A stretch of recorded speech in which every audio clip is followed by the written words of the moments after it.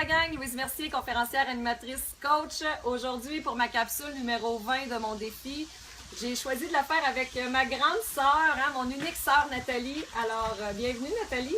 Merci. Et merci d'être là, d'avoir accepté mon défi, parce que par le fait même, tu participes à mon défi. Puis ma sœur, elle n'a aucune idée qu'est-ce qu'on va faire avec cette capsule vidéo-là, finalement. J'ai choisi de la faire avec elle aujourd'hui parce que je vous disais que j'allais vous partager mes moments présents, mes journées présentes, mes moments présents à chaque journée. Et j'ai choisi de vous partager ça parce qu'aujourd'hui, c'est une journée spéciale pour nous. Hein? Oui, très spécial. Donc, le 5 juillet, Nat, tu te rappelles-tu, il y a exactement 29 ans, le 5 juillet 88, où est-ce qu'on se trouvait et qu'est-ce qu'on avait fait dans la journée, toi et moi? On avait joué à la plage ici au rang 9, plage Rotary. Toute la journée, c'était une belle journée ensoleillée. On avait fait les folles dans le lac. On s'était bien amusé. C'était amusé comme deux petits enfants de 9 ans et 14 ans, deux petites sœurs, très unis. Hein? Oui. Oui. Puis je me souviens, c'est ça qu'on s'est amusé. Ces images-là sont vraiment incrustées dans ma mémoire comme si c'était hier. Puis on avait eu beaucoup de plaisir, ça je me souviens aussi. Puis finalement, qu'est-ce qui est la journée qui... cette journée-là est spéciale pour nous parce que finalement, en soirée, tu as vécu un changement qui est arrivé, qui a bouleversé ta vie et un peu notre famille par le fait même. Pour ceux qui ont déjà vu mes capsules précédentes, je vous en parle dans ma vidéo que je dis ben là, pourquoi que je suis maintenant conférencière, que je veux aider les gens à se choisir et à se prioriser. Donc, peux-tu nous expliquer un peu, Nat, ce qui est arrivé le 5 juillet au soir? Le 5 juillet au soir, j'avais été faire la traite de mes vaches chez un de mes oncles. Et dans l'après-midi, j'avais réussi à convaincre mes parents pour aller faire les foins chez un autre cultivateur. C'est vrai, parce que quand elle dit mes vaches, vous pouvez le voir, hein, parce que ma soeur, t'es passionnée par... Les vaches, l'agriculture, ça a été un de mes rêves. Oui, puis les vaches aussi, donc les animaux, tout ça, tu étais beaucoup en contact. Puis elle était seulement âgée que... Ah, tu sais, quand tu as commencé à faire les foins, puis la traite, aller tirer les vaches là, chez mon oncle? À être responsable, j'ai commencé à 12 ans, mais Jasmin, notre frère, m'emmenait chez mon oncle Olivier à l'âge de 11 ans. Plus jeune. Toi, finalement, ouais. Ça, t'as vraiment aimé ça quand t'es petit. Moi, c'est une Oh, autre affaire. Ouais, C'est une autre histoire. Bref, mais c'était une vraie passionnée des vaches. Et moi, je me souviens que cette journée-là, quand tu dis que tu as convaincu papa et maman, parce qu'on se rappelle que tu avais fait la traite à 4 h du matin, on avait joué dans l'eau toute la journée au gros soleil, il faisait plus beau qu'aujourd'hui. Puis le soir, tu voulais retourner faire les foins chez un cultivateur en soirée. Ouais. Et quand tu dis que tu avais convaincu papa et maman, mais pourquoi donc que tu voulais les convaincre? C'était quoi ton rêve à cette époque-là? Ben, à ce moment-là, c'est que je voulais travailler pour aller faire les foins parce que mon but, c'était de m'acheter une mobilette. Puis j'avais calculé tout ça. Mes parents, ils avaient acheté la mobilette et j'aurais pu les rembourser en 3 semaines. J'avais convaincu que je puisse y aller et j'aurais tombé autonome. J'aurais été faire la traite de mes vaches le matin et le soir, toute seule, personne pour venir me chercher, venir me rapporter. C'était mon but dans ce temps-là. C'était ton rêve d'avoir une mobilette. Ouais. C'est parce que je trouve ça drôle parce que tu voulais avoir une mobilette et finalement, qu'est-ce qui est arrivé le 5 juillet? Drôle et pas drôle, là, on s'entend. Bon, il faut en rire. Ouais. Je pense que... Ouais. Je pense que ça, justement, d'en rire, c'est une des... On pourra en parler tantôt. C'est le plus beau remède. Oui, c'est le plus beau remède. Mais finalement, pour expliquer aux gens ce qui est arrivé le 5 juillet vers les 22 h en 88.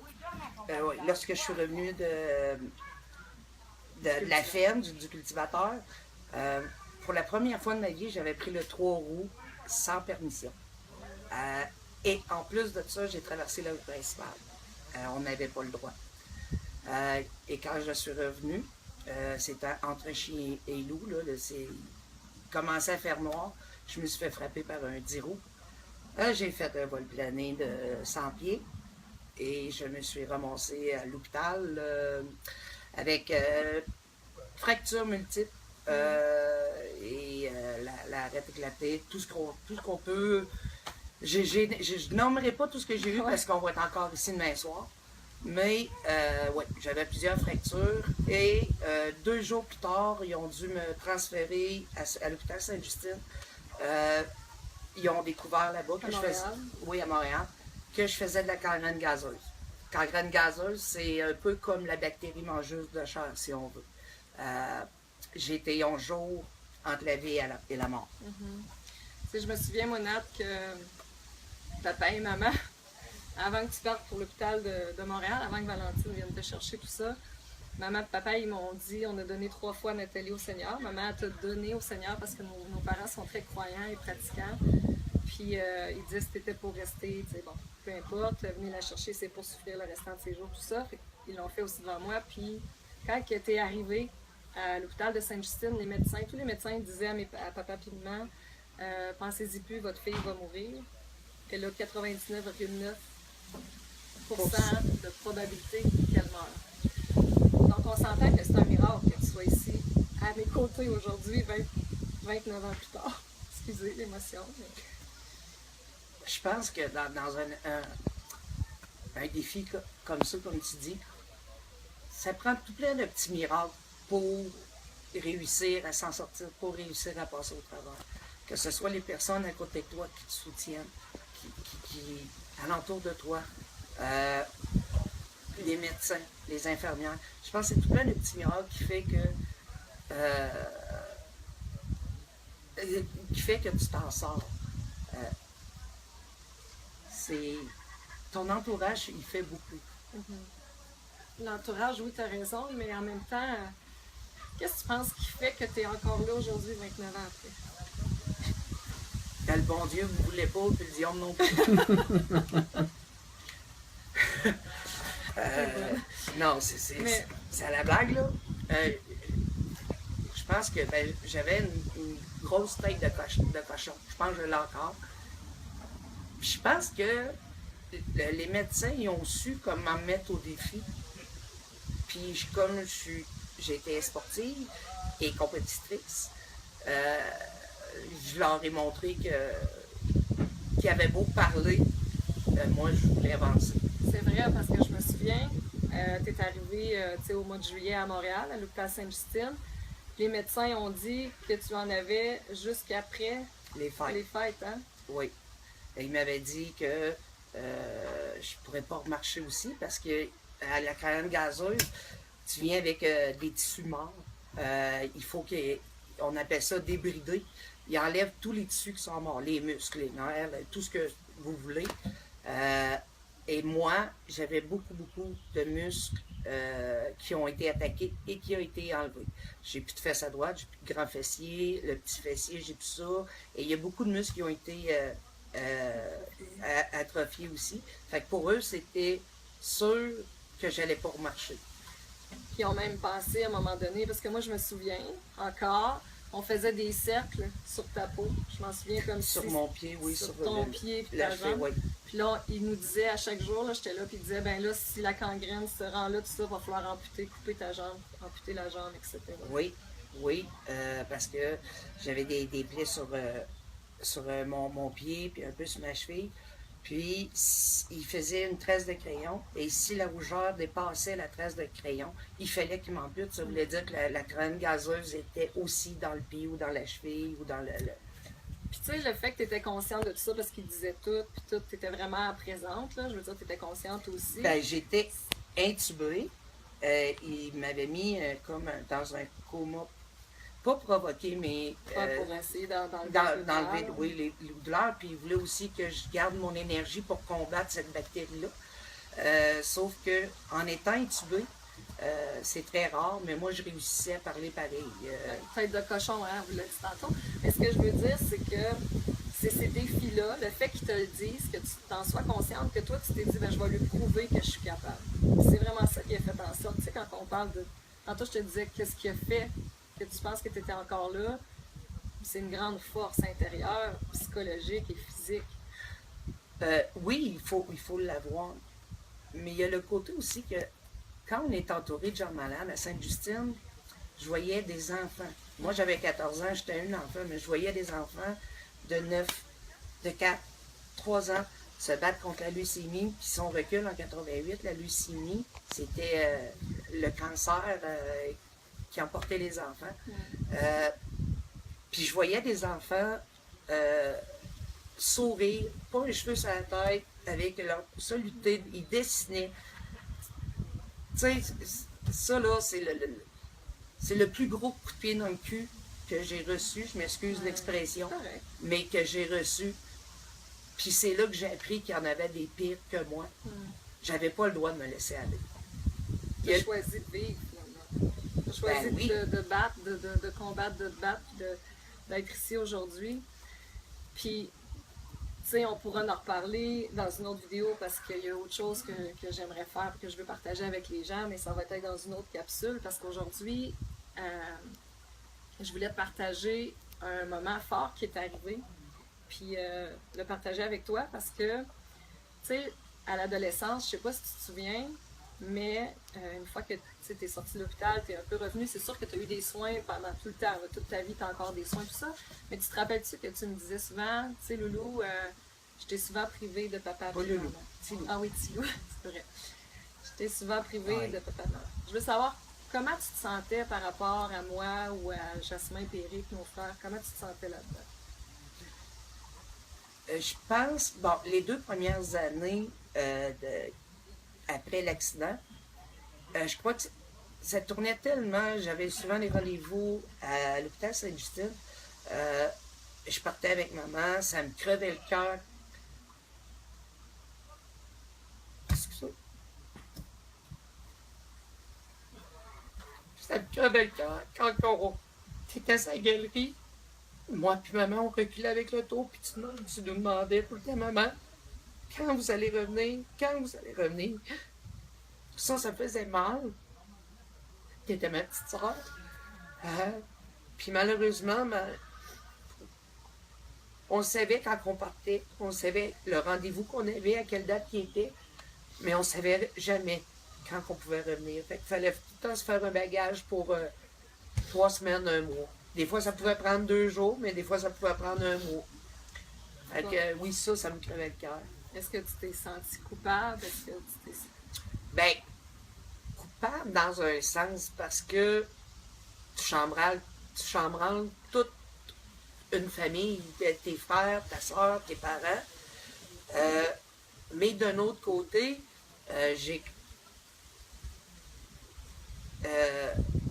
pour moi, on est tous dans le même bateau. Je m'aurais senti encore plus coupable si je m'aurais apitoyé sur mon sort, si je m'aurais pas... si j'aurais pas utilisé mon côté tomboy.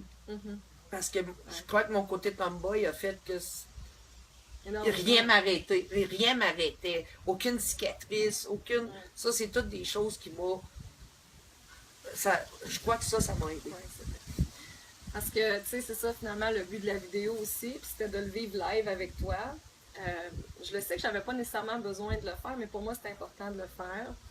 Parce que toute l'adolescence que tu me disais, tu sais, j'étais longtemps privée de papa puis maman, mais je te disais toujours, non, Nat, tu sais, pour moi, c'est correct parce que ça m'a permis de sortir dans tous les jeux de maman, ça m'a permis de me responsabiliser, d'être plus autonome, tout ça.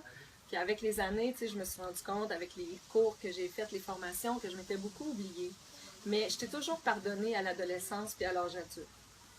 Puis il y a à peu près 1 mois, j'étais à Québec, puis j'étais supposée d'aller suivre des formations, tout ça, puis je me couche le soir, puis j'étais vraiment, vraiment pognée. Puis le lendemain matin, je me lève, puis j'étais comme vraiment pognée dans la gorge, puis serrée dans le plexus solaire. Puis là, j'appelais maman, puis Alain, tu sais, puis je disais, j'ai rien que le goût de me mettre en petite boule, puis de pleurer comme un enfant. Puis je savais pas ce qui était en train de se passer. Puis finalement, dans la fin de semaine, j'ai dit, OK, là, je vais juste me choisir, puis vivre les moments présents, puis d'accepter toutes les invitations qui pop-up si ça me tente ou pas, mais tu sais, juste d'écouter mon feeling puis mon cœur. Puis le vendredi, là, j'ai des jases avec des gens, tout ça, puis à un moment donné, je me rends compte que ce qui est en train d'être là, le moton qui est là, c'est ma petite fille de 9 ans, quand l'accident est arrivé, qui t'avait pas pardonné. OK. Et pour moi, ça, c'est immense parce que je me suis dit, j'avais beau me dire à l'âge adulte, à l'âge adolescent, quand le rationnel est là, Ouais. que j'ai pardonné, mais ma petite fille de 9 ans qui a toujours la blessure, parce que souvent, tu sais, comme je dis en conférence, les blessures sont toujours là, On les traîne. puis le pardon est important. Puis, c'est imagé, là, j'étais assise à la toilette chez un couple d'amis en Beauce, puis là, j'ai demandé à mon âme d'aller parler à ton âme, puis j'ai dit, je veux juste lui dire que... Il me l'a pas dit. Ben, dans l'énergie, moi, je crois que ça se fait, parce qu'écoute bien ce qui est arrivé après. Je me suis assise et j'ai dit, je te pardonne, ma soeur. Puis là, ma petite fille de 9 ans, Louise de 9 ans, elle a pardonné à Nathalie. OK? Je m'en vais dans la chambre. J'ai une de mes amies qui m'écrit, elle me dit, Louise, j'ai pensé à toi en me levant ce matin, voici l'image qui est arrivée. Je voulais te la montrer, puis je ne l'ai pas retrouvée, mais c'est l'image d'une vache. OK? Mon amie, avec qui j'ai parlé la veille, qui ne connaît rien de ma vie, elle pense que tu es décédée, mais elle ne sait rien de ton histoire. J'ai dit juste que ma soeur a eu un gros accident quand on était jeune. Tu sais, rapidement, on apprend à se connaître. Puis le lendemain matin, elle m'écrit, quand moi je viens de faire le pardon dans ma âme, OK? Elle m'écrit, puis elle me dit, voici l'image que je viens d'avoir en me réveillant. Puis c'était une vache. Moi, je me mets à pleurer. Je fais comme, merci, j'ai eu mon message que moi, je venais de me pardonner, de te pardonner, mais c'était beaucoup une libération que j'avais aussi pour moi-même. Puis je me suis dit, dans l'énergie, fort probablement que ça va t'aider, ça va aider les autres, mais c'était une grosse façon pour moi de dire, il y a une libération qui vient de se faire là. Et par la suite, je m'en vais, OK? Puis là, il y a une autre fille qui arrive, puis je la connais pas, tu sais, elle me dit, Louise, viens, on s'en va manger à un restaurant. Je vais te montrer les photos, je vais retrouver les photos sur Facebook. C'était à c'est un restaurant à Québec, en tout cas à Lévis. Je rentre là, Nat, tout ce qu'il y a, c'est des décorés en vaches. Je te le jure. Il y a des vaches partout, une tapisserie de vaches, des vaches, 3 vaches, moi qui aime le chiffre 3. Là, je capotais, j'explique ça aux filles, tout le monde fait comme, ben voyons donc. Fait que tu sais, pour moi, je voulais te le partager parce que tu sais que depuis dernièrement, j'ai fait mon coming out comme sorcière, que je me suis alignée avec le fait de garder mon costume de super-héros. Là-dessus, ce que je voulais dire, la gang, c'est que finalement, la vraie super-héros, vous voyez, c'est qui maintenant? C'est ma soeur. Et c'est de toi que j'ai acquis ces forces-là de persévérance, de ténacité, de courage.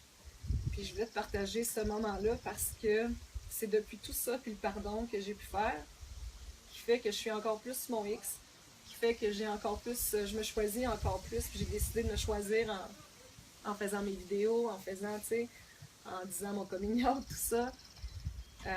Puis c'est de beaucoup grâce à toi si je suis là aujourd'hui, en train de faire ce que j'aime le plus au monde, à aider les gens à choisir, à se prioriser, puis à faire des conférences, des ateliers, etc. Fait que je voulais te dire, Merci, mais merci. j'ai pas de... C'est pas grave.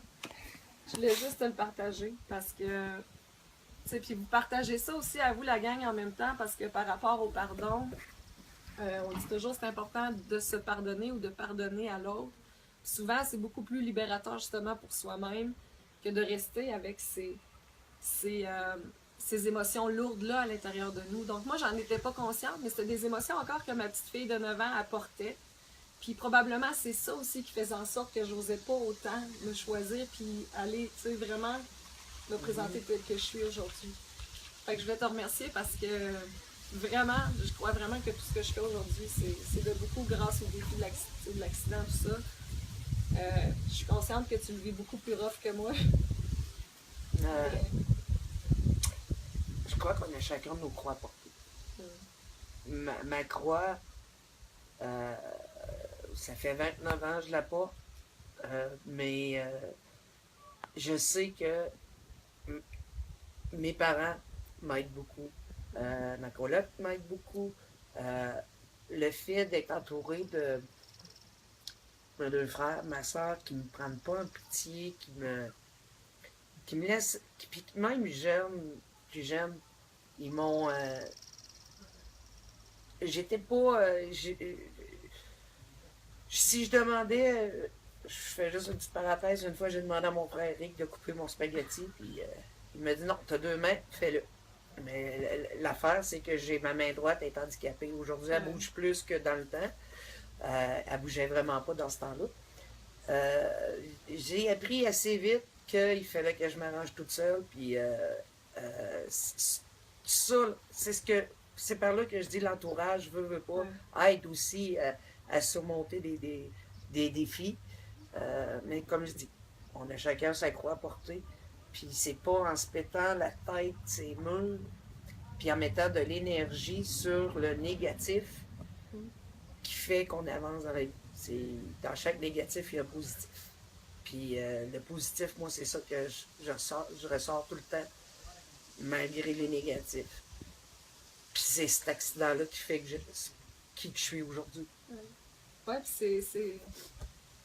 c'est aussi ce défi de vie-là qu'on a vécu qui fait qu'on est tous devenus qui on est, puis qu'on est fort, puis qu'on est unis Malgré les chicanes. Malgré ce qui peut se passer dans les familles, comme dans toute bonne famille. Ouais. Mais c'est vrai que on a une force, tu sais, de s'unir, de se réunir, puis d'être toujours là les uns pour les autres. Puis c'est ça. Fait que c'était le petit partage que je voulais faire aujourd'hui. C'était le partage que je voulais vous partager. Hein? Ça se dit. Je pense que tu voulais partager. Je pense que je voulais partager. Ouais. C'est bon partager. Hein? Ouais. Et tu sais, est-ce que tu as, je sais pas moi, en 3 mots, mettons que tu voudrais dire quelque chose aux gens, de les rappeler que malgré les défis qu'ils rencontrent dans leur vie, ou peu importe, comment, aurais-tu un message à leur livrer? Il faut profiter de la vie maintenant. Profiter de la vie intelligemment. Mais aussi, du négatif, il va nous arriver toute notre vie de ça. C'est des défis que l'on doit surmonter, mais apprendre à les apprécier aussi, ces défis-là. Ouais, parce que c'est ce qui nous rend plus forts. Oui, oui. Puis, de sortir le positif, c'est pas mal plus... Le monde va dire c'est dur de sortir le positif. Non, ça peut être dur de sortir le positif, sauf que si tu regardes le positif, ben, c'est pas mal plus facile d'avancer, puis de foncer, puis de passer par-dessus les barrières, puis c'est pas mal plus fun aussi.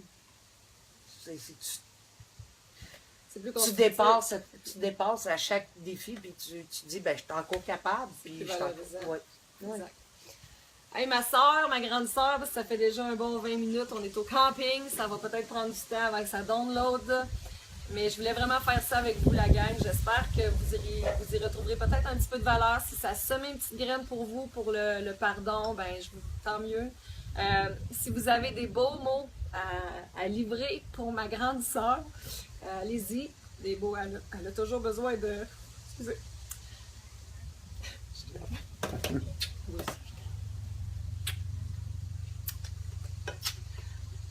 De donner 4. Ben non, moi je te l'avais pas. Je te l'avais pas donné le premier. Elle a toujours besoin de force, de soutien, de courage. Donc, ces mots-là, ben, je vous demande de l'écrire sous la vidéo pour elle, s'il vous plaît. Partagez la vidéo au max. Il y a un message puissant qu'elle partage, puis j'ai toujours dit à ma soeur qu'elle pouvait aider les gens aussi à sa façon avec ce message-là. Donc, si vous pouvez la partager, mais pour elle, s'il vous plaît, faites-le, ça me ferait grandement plaisir. Puis, je vais aller lui dire combien qu'on est rendu de likes et de partages et de vues. Puis, je voulais célébrer parce que, tu sais, ma soeur, t'es pas la soeur, t'es plus la soeur tomboy, mais t'es pas la soeur avec qui je vais faire du magasinage de filles, ni du cutex ou... ni du maquillage. Ni du maquillage. Mais t'es celle vraiment qui m'a permis d'être qui je suis aujourd'hui, puis qui m'a vraiment permis de ressortir mes forces mes forces de courage, persévérance et ténacité. Puis là-dessus, je voulais te remercier. Depuis 29 ans, tu as choisi la vie. Tu as choisi de rester à mes côtés et de réaliser mon rêve que j'avais en avant. Comme je dis dans mes conférences, que mon seul rêve à l'époque, c'était que ma grande sœur et mon unique grande sœur reviennent en vie à la maison. Cheers à ça, ma sœur. Merci. Ben, merci à toi. Merci toi-même. Moi, je veux juste te dire merci. Merci du pardon. Je savais pas que tu étais encore... Moi non plus. Moi non plus. C'est ça qui est magique, mais je me sens vraiment libérée depuis ce temps-là. Puis tu sais, même si je sais que c'est un accident, on ne court pas après les accidents comme on ne court pas après les maladies ou le cancer ou quoi que ce soit. Je sais aussi que, veux pas, quand tu as un événement dans ta vie qui dérange plusieurs personnes, ben oui, tu peux prendre de la place dans la famille. Puis oui, j'en ai pris longtemps. J'en prends encore, veux pas, parce que papy m'aide beaucoup. Mais merci d'être la sœur que t'es. On n'a même pas très peu. Ah, Ça va être bonne, hein? On peut-tu le caler, là? Ouais, non. Comme dans le temps. Marteau. Hi! Non, merci. Allez, merci la gang. Je sais que cette vidéo-là a été plus longue que les autres, mais habituez-vous parce qu'il y a peut-être du nouveau qui s'en vient. Donc là-dessus, 3 bisous. Tu donnes 3 bisous à ma gang? Parce que maintenant, chez nous, tout le monde le fait. Hein. Je viens pour le faire en sprinette, moi. Profitez de la vie. Transformez les situations négatives en positives. Entourez-vous de gens positifs aussi. Hein. Je pense que c'était pas mal les messages. Ouais. Je vous aime beaucoup. À demain, guys. Bye. Bye.